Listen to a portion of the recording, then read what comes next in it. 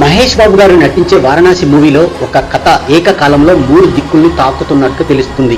భూత, భవిష్యత్, వర్తమానం, భూమి ఆవిర్భావం నుంచి త్రేతాయుగం వరకు వివిధ కాలాన్ని ఒకే కథలో కలిపి పెద్ద కాన్వాస్ మీద చూపించే ప్రయత్నం స్పష్టంగా కనిపిస్తుంది.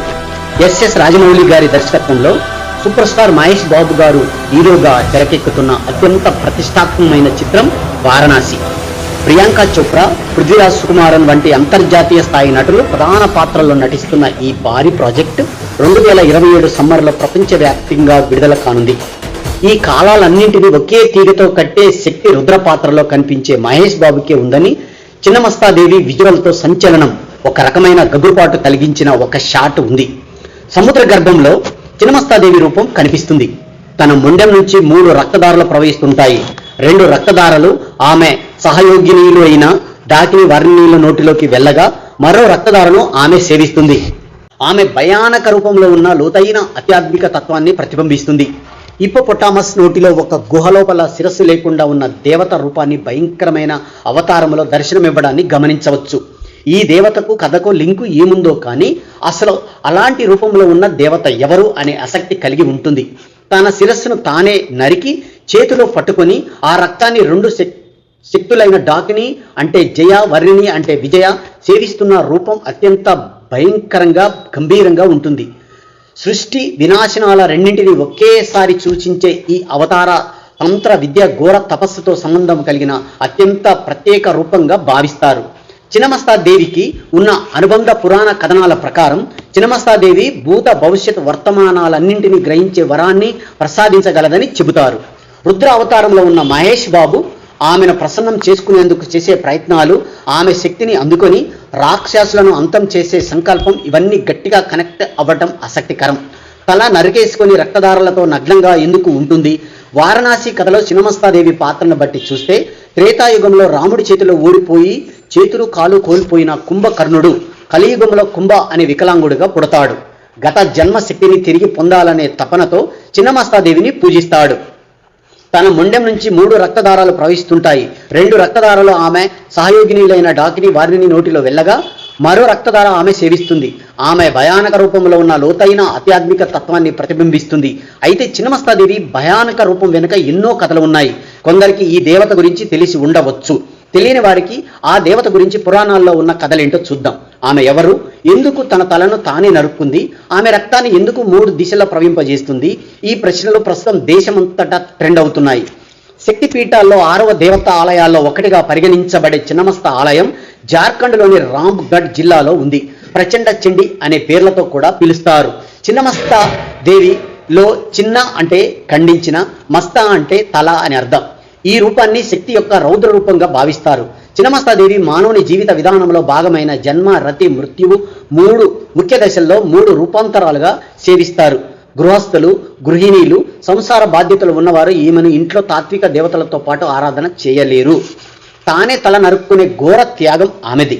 ఈ తీవ్ర శక్తులన్నింటినీ పొందేందుకు ధైర్యవంతుల్లో ధైర్యవంతుడు మాత్రమే. అందుకు రాజమౌళి గారు రుద్ర రూపంలో మహేష్ బాబు ఈ దివ్య శక్తిని లింకు చేసినట్లుగా తెలుస్తుంది. రాక్షస సంహారం, రుద్రకు లభించే అంతరింద్రియ బలం, ఇవన్నీ రాజమౌళి మైండ్లో ఎంతో గొప్ప విజన్ దాగి ఉందో చూపిస్తుంది. సూపర్ స్టార్ మహేష్ బాబు తన కెరీర్లోనే కాదు భారత సినిమా చరిత్రలోనే అత్యంత శక్తివంతమైన పాత్రను పోషిస్తున్నారనే మాట స్పష్టంగా కనిపిస్తుంది. ఇక రాజమౌళి చూపే వారణాసి ప్రపంచం ఎలా ఉంటుందో, సముద్ర గర్భంలో చిన్నమస్తాదేవి రూపం అందరి దృష్టిని ఆకర్షిస్తుంది. ఆమె మొండెం నుంచి 3 రక్తధారలు బయటికి వస్తుండగా వాటిలో 2 ఆమె సేవకురాలైన డాకిని వర్ణిని నోటిలో చేరతాయి. 3వ గారను ఆమె తానే సేవిస్తుంది. ఎంత భయంకరంగా ఉన్నా లోపల మాత్రం గాఢమైన ఆధ్యాత్మిక సందేశం దాగి ఉంది. ఒక కథ ప్రకారం పార్వతీదేవి ఒకసారి తన సేవకురాలతో కలిసి మందాకిని నదిలో స్నానం కోసం నదికి వెళుతుంది. స్నానం చేస్తుండగా ఆ సమయంలో మాత పార్వతి ఉత్సాహంగా ఉంటుంది. వారు చాలా ఆకలితో ఉన్నారు. వారు కైలాసం చేరుకున్నప్పుడు వారికి భోజనం పెడతాను అని మాత పార్వతి మాట ఇస్తుంది. చిన్నమస్త ఎర్రటి మందార పువ్వుల ఎర్రగా లక్షలాది సూర్యుల్లా ప్రకాశవంతంగా ఉంటుంది. ఆమె సన్నగా 16 ఏళ్ల వయసులో ఒక కమలంతో అలంకరించబడి ఉంటుంది. స్నానానంతరం ఆమెలో ఆకలి, కామవాంఛ తీవ్రమవుతాయి. దేహ బలహీనతను, ఇంద్రియాలను ఎలా జయించాలి అన్న భావనతో ఆమె సాధారణ నిర్ణయం తీసుకుంటుంది. భౌతిక వాంఛనలను పూర్తిగా అణిచివేయడానికి ఆమె తన శిరస్సును తానే నరుకుంటుంది. ఆమె రుధిరధార నుంచి ప్రవహించే శక్తిని తానే అనుభవిస్తూ తనతోనున్న దేవతలను కూడా పంచుతుంది. ఈ రూపం ద్వారా దేవి మనిషికి తెలిపే శక్తి సందేశం స్పష్టంగా ఉంటుంది. శరీర వాంఛనాలను జయించింది అంటేనే నిజమైన ఆధ్యాత్మిక శక్తి లభిస్తుంది.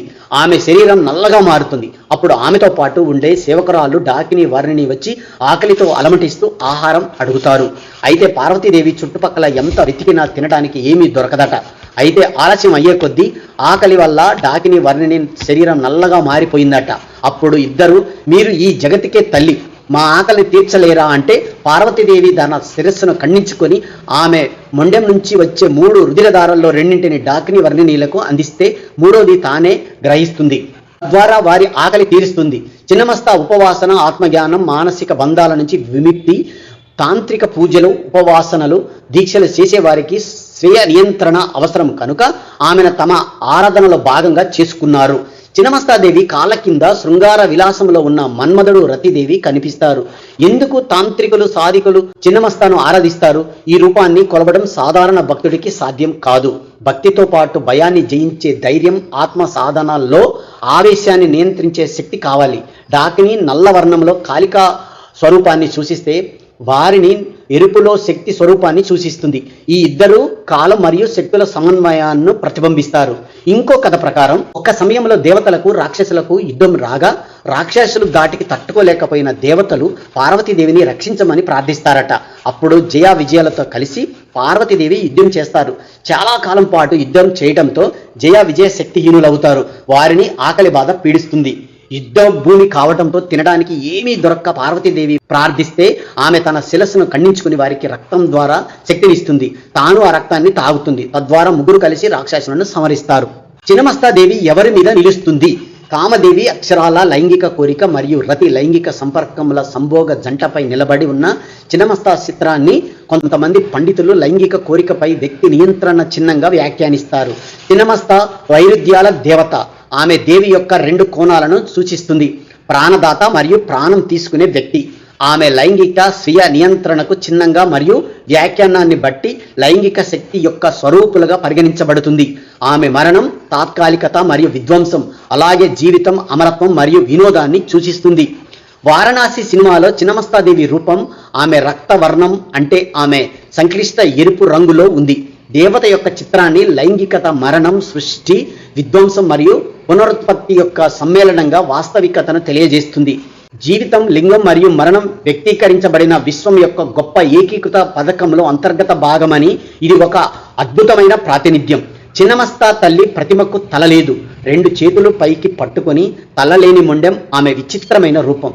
ఒక చేతిలో ఆమె తెగిపోయిన తలని, మరొక చేతిలో కత్తిని పట్టుకుంది. తల లేని మొండెం నుండి 3 రక్తధారలు ప్రవహిస్తాయి.